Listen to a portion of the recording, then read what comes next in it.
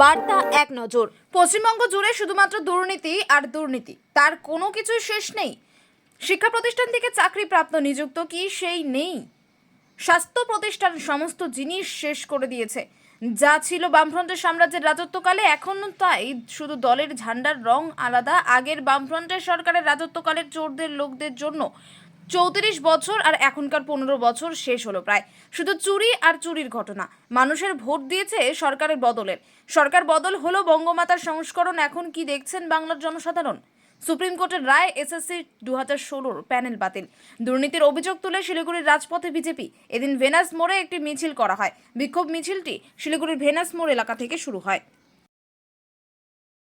आज ममता दीदी की सरकार में एसएससी घोटाले में कई नेता और मंत्री को जेल चले गए हैं और कई नेताओं के घर से करोड़ों की संपत्ति बरामद हुई है।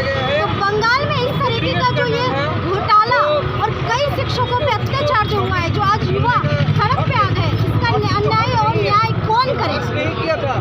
आज हम सभी युवा इतने पढ़ लिख कर जो उस लेवल तक पहुँचते हैं, अपना एग्जाम को क्रैक करते हैं, उन्हें नौकरी नहीं मिलके पैसा घुसखोरी में उन सभी को नौकरी मिलता है जो उसके लायक नहीं होते हैं।